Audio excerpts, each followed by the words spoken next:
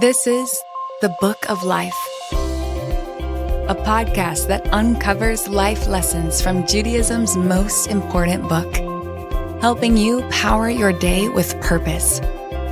Here is Ruchi Koval.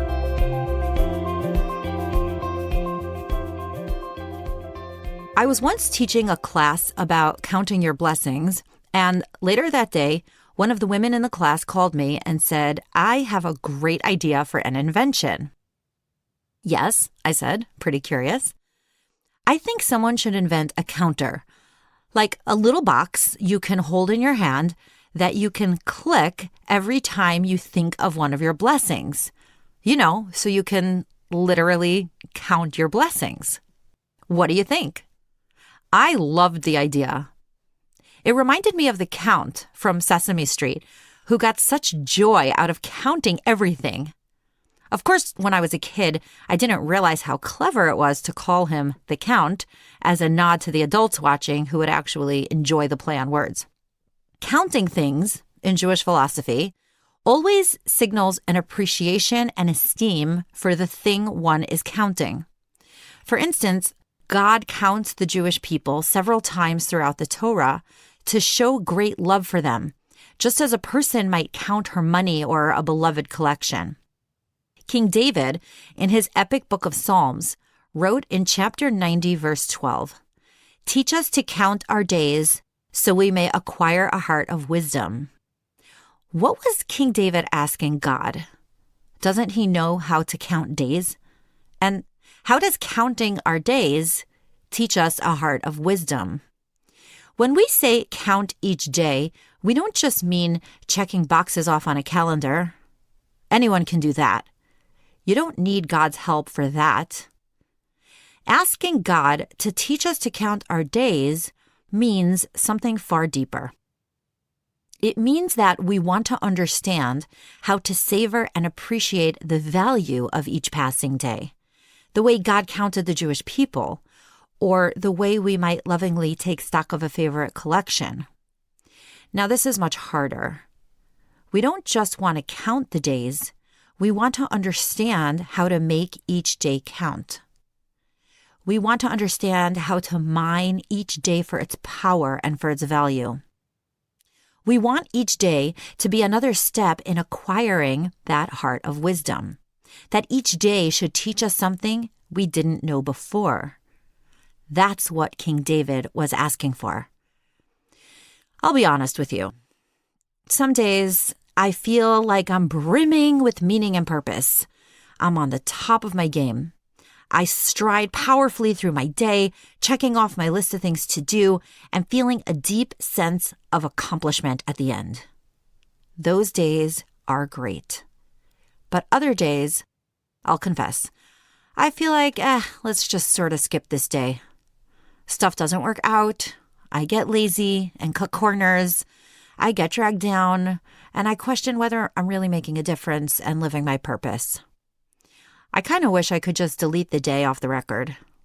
In other words, I feel like those days don't or shouldn't really count. Now I channel my inner King David.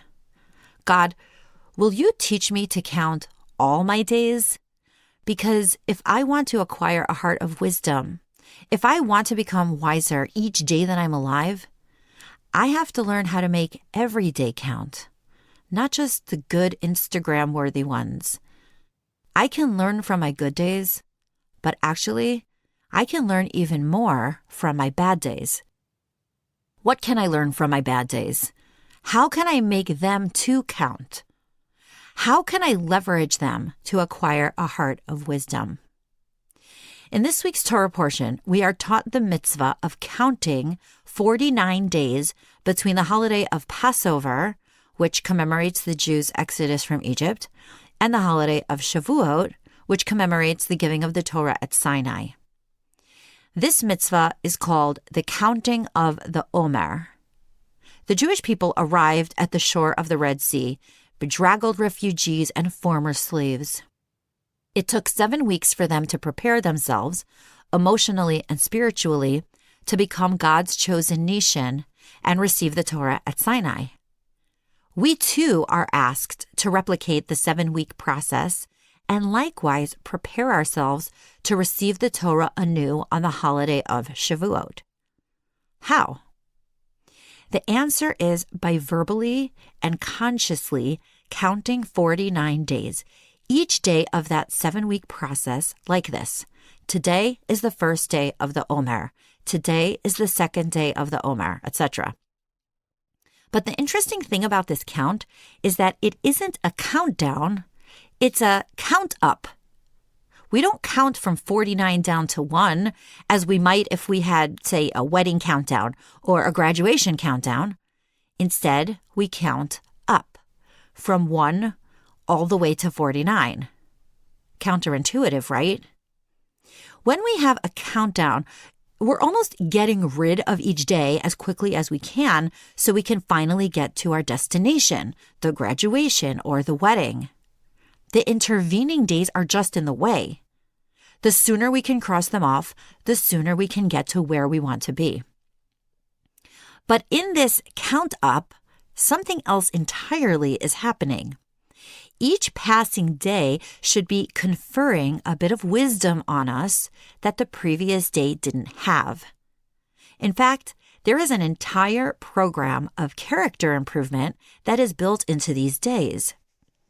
Each of the 7 weeks is assigned a trait, such as kindness, boundaries, balance, beauty. For more on this, check out episode 4 in this season. On each day of the week, we combine it with one of the other traits so that on every single one of the 49 days, we are focusing on a unique combination of traits. No 2 days carry exactly the same spiritual curriculum. Each day stands on its own. When we engage in the program mindfully, we are, yes, counting each day, but even more importantly, we are making each day count. We fill each day with meaning and learn something from it that we couldn't learn before. So why do we count up? Because we grow greater with each day.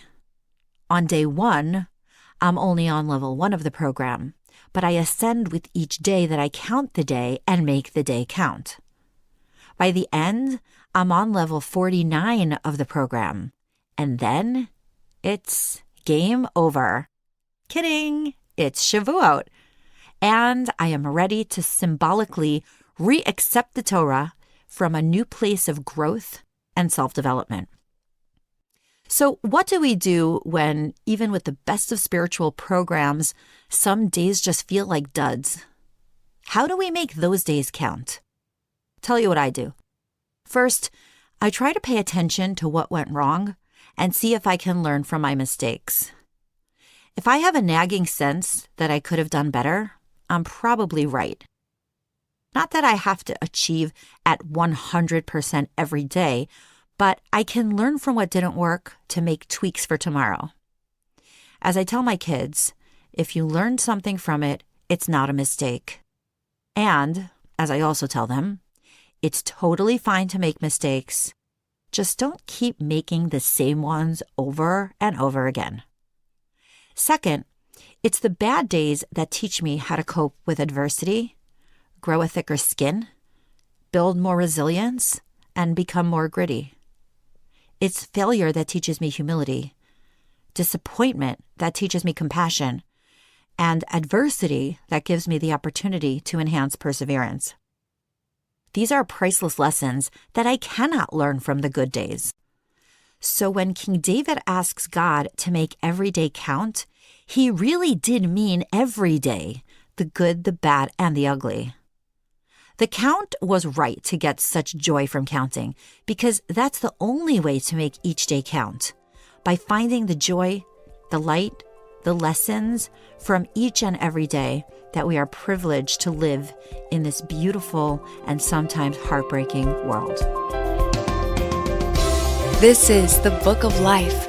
Don't forget to rate, review, and subscribe to Momentum Podcast on Apple, Spotify, or wherever you get your podcast. Join Ruchi again next time for more meaning and inspiration from Judaism's most important book, to power your day with purpose.